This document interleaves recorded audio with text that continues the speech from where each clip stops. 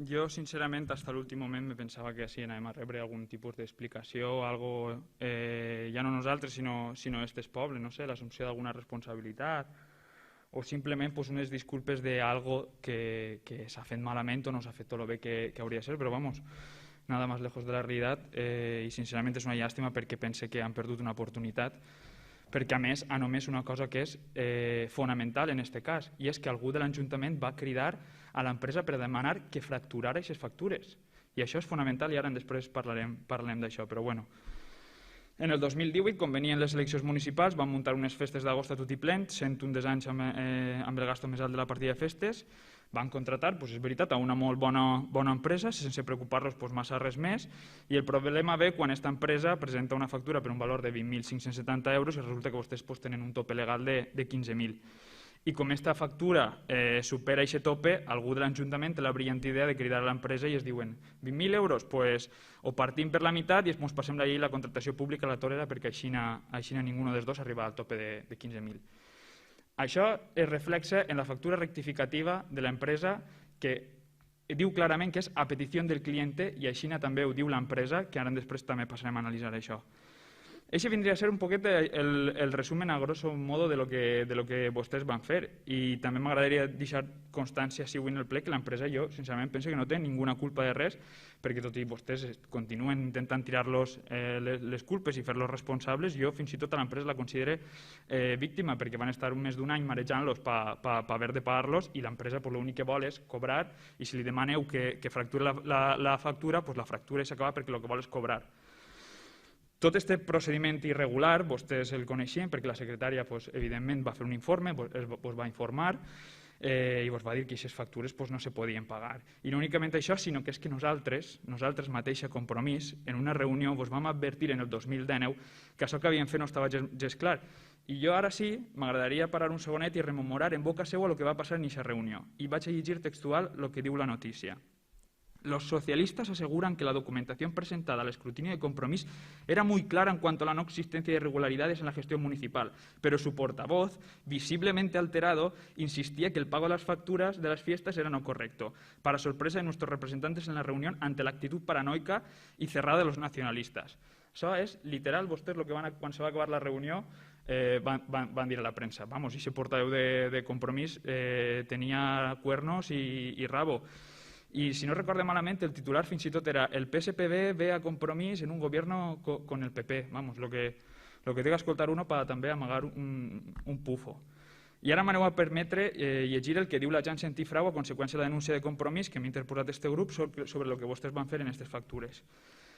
Por lo tanto, y también pasa a llegir literal el informe de la agencia, por lo tanto, se fraccionó la contratación contenida en la factura inicial en dos facturas, con una clara voluntad de enmascarar la falta de tramitación del correspondiente procedimiento de contratación y la elusión de los requisitos de publicidad y todos los relativos al procedimiento de adjudicación que hubiera correspondido, como se puso de manifiesto por la secretaria de Intervención en su momento, procediendo a la aprobación y pago de las facturas mencionadas sin la cobertura contractual correspondiente.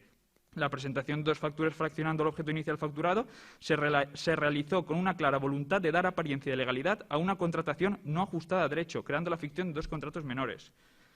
Jo què sé, jo penso que únicament per humilitat, si en aquella reunió vostès haurien dit mira, anem a revisar això que igual estos tenen raó i no s'ha fet tot el bé que s'hauria d'haver fet. Pues jo estic seguríssim que ara mateix no estaríem així ni estaríem debatent d'aquest punt. És que estic seguríssim perquè ho haurem pogut revisar i s'haurà pogut solucionar en el moment. Però no ha sigut així perquè pense que la soberbia els ha pogut.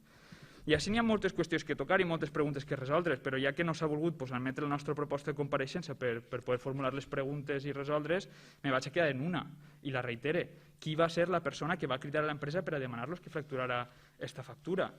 És que aquesta persona, si és càrrec públic, avui mateix hauria de dimitir com a mínim. Si és funcionari, com a mínim se li hauria d'obrir un expedient disciplinari. I és que fins i tot hauria pogut cometre un delicte. És que això és molt greu. I aterrant un poquet ja a la vostra proposta, el que vostès ens presenten avui així al plenari. El que diuen ve a ser és que han revisat les factures, però com ja està, doncs ja està fet i s'ha acabat. Això és el que ve a dir. Aquesta és la seva proposta per no tindre que assumir ningú tipus de responsabilitat en aquest tema. Jo vull recordar-los que el que demanava l'agència antifrau a banda de revisar les factures era el següent. cuantificarse los perjuicios producidos, en su caso por el procedimiento de revisión de oficio, y depurarse las responsabilidades de todo tipo que corresponda del personal y autoridades al servicio de las administracions públiques. On està aquest procediment per depurar responsabilitats? I ja que estem, doncs reitero la pregunta. Qui va cridar a l'empresa per a demanar-los que fracturara la factura? És que continuem sense tindre aquesta resposta.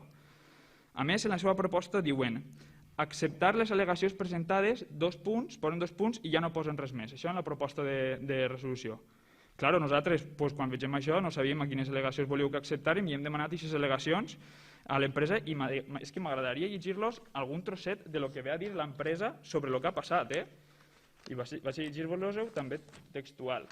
Diu: el expediente de revisión que se le plantea en estos momentos no tiene razón de ser para justificar la forma en que el ayuntamiento contrató los servicios, pues como he adelantado, mi representado se dedica a poner orquestas y discomóviles, entre otras actividades, pero desconoce cuál debe ser la forma de llevar a cabo la contratación del ayuntamiento, siendo el consistorio el único responsable de actuar al margen de la legalidad.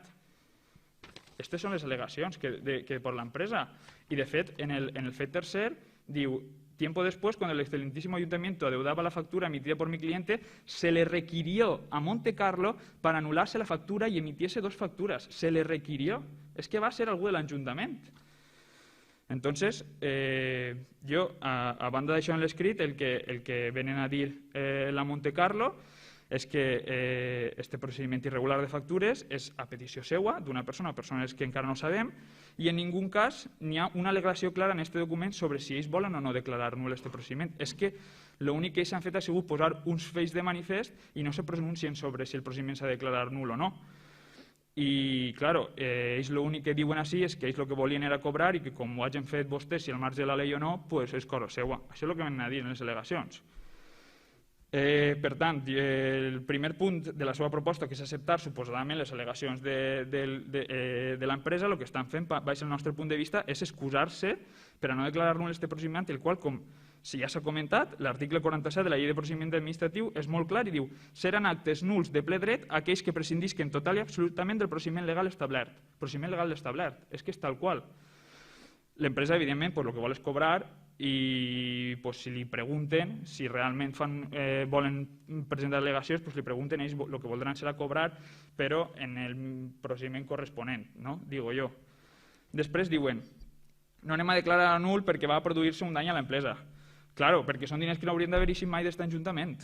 És que no haurien d'haver eixit mai d'aquest Ajuntament perquè van fer un procediment que no tocava. Però és que així el que haurien de fer és molt senzill. Si el que vos preocupa és el dany a l'empresa, si van ser vostès els que van muntar este sarao, doncs siguen també vostès els que assumisquen això, que es declaren nul el pagament i fins que s'aclarisca que a l'empresa li paga el Partit Socialista, que és qui va muntar les festes del 2018 sense un procediment legal corresponent. I paren de clavar a aquest Ajuntament en jaleos. Ja per tot el que he comentat, nosaltres anem a votar en contra perquè no podem acceptar això per 3 raons que ja he explicat. Primera, que no costa que s'hagi realitzat el procediment per dirimir responsabilitat que exigeix l'agència antifrau. No sabem qui va cridar a l'empresa per a demanar-los que fracturara aquestes factures.